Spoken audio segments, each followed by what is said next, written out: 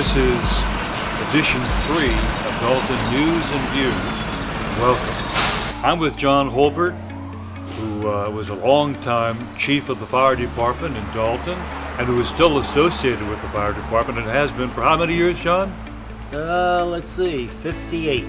58 years.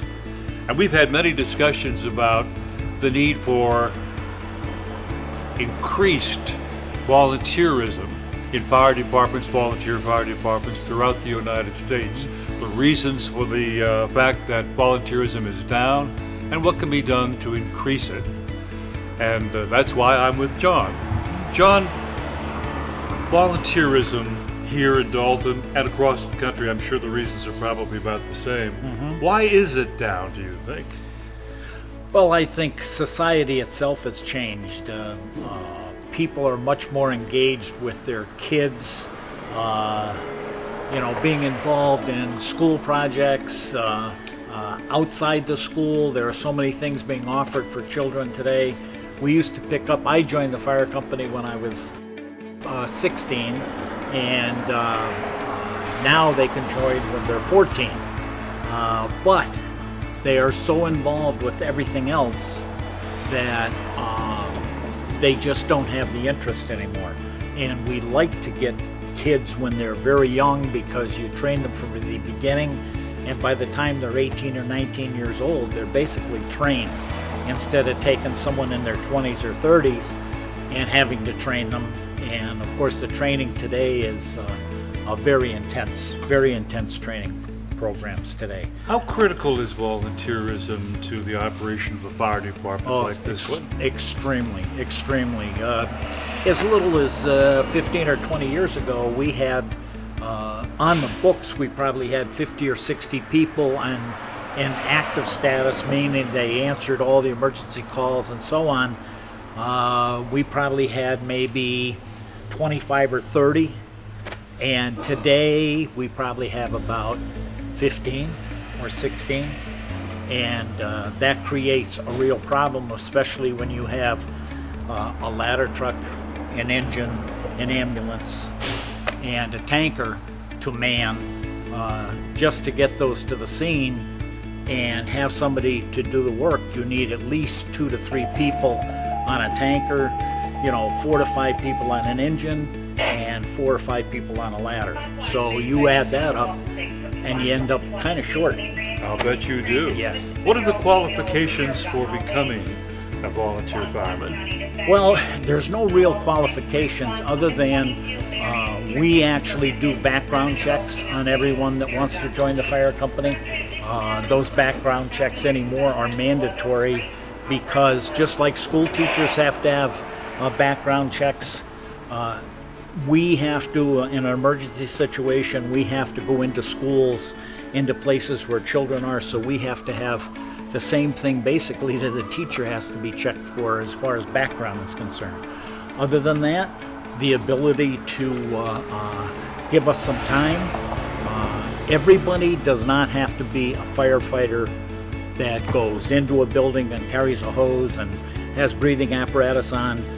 For every person that goes into a fire, there are 4 to 5 people behind him. I was going to ask you that. Yes. What are the various things that a volunteer could do for the fire department? Well, actually, one of the most important things is, for instance, our carnival is our biggest money maker in the whole area, and it takes 75 to 80 people or more to put on a carnival. Well, as I told you, we only have about 15 or 18 people, and on the books we might have 35 or 40. So we have to depend on a lot of people from the community just to volunteer that week of the carnival so that we can put the carnival on. People, I don't think, realize how important it is to make sure that the people who are fighting the fire have people behind them. Engineers on the equipment, people to just run. Somebody needs a new air tank. You need somebody there that can grab that new air tank and take it to the individual. Somebody to do rehab. For instance, when firemen are in a fire, they're only in there for so many minutes. They have to come out and change their air tanks. They have to go through rehab. They have to go to an ambulance. They have to, their vitals have to be taken. They're checked all over before they're allowed to go back in, because that's a very stressful job, extremely stressful job. So you have specialties within the program that people can select? Well, kinda, yes. If you don't want to be a firefighter per se, okay, there are lots of jobs. We have jobs in the office. You know, there's people don't realize the paperwork and the time that's spent meeting with organizations to try to raise money, meeting with insurance people, because our insurances cost us thousands and thousands of dollars every year. And of course, we have to raise the money in order to pay for those insurances. So we need people in the office upstairs. We need people to do fund drives. We need people to assist when we're at a fire scene, besides the people that have all the gear on. Understood. What is the training like? Training is very intense. Today you have to go through a lot of schooling. Right now, I'll be honest with you, I'm not sure exactly how long the training is.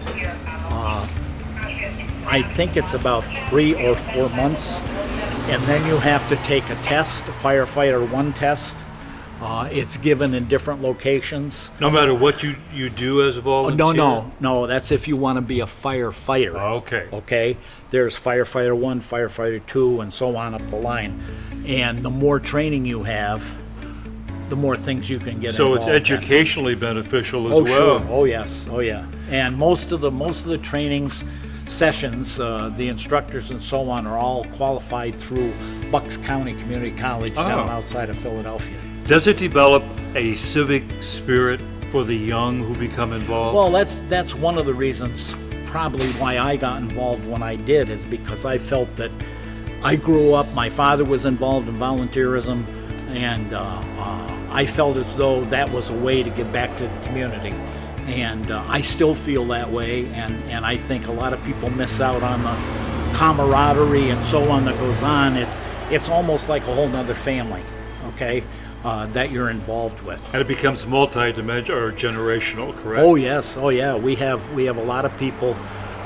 They're getting less and less now, but we have a lot of people that have two, a father and a son, or a father, a son, and a grandson. So you can have up to like 3 generations involved. How long has this fire company been in existence? Do you know? Oh, let's see. It's since 1890 something. So after our history is Bailey Hollow. Yeah. It was. They started out as a donation from the Scranton Fire Department of hose cart. Is basically the only thing we had, and that's the way it all started. Do you still have that? Yes. Where is it? Up on the carnival grounds, in the building up there. Okay. Yeah. We'll have to take a look at that one of these days. Yeah. If someone wishes to become a volunteer for the Dalton Fire Department, how does he or she do that? Well, a simple phone call.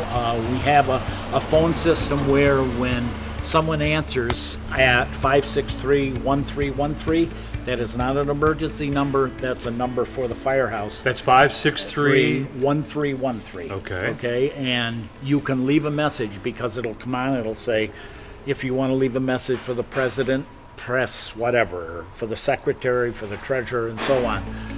You can just leave a general message, and the secretary will pick it up, and the information you should leave would be your name, your address, your phone number naturally, and what your interest is, and we will see that you get an application. I've been with John Holbert, former fire chief of the Dalton Fire Company, and still a member of the Dalton Fire Company. I think you said for 58 years. 58 years. Right now and you don't look a day over 110. Yeah, I know. This has been edition 3 of Dalton News and Views. Thank you.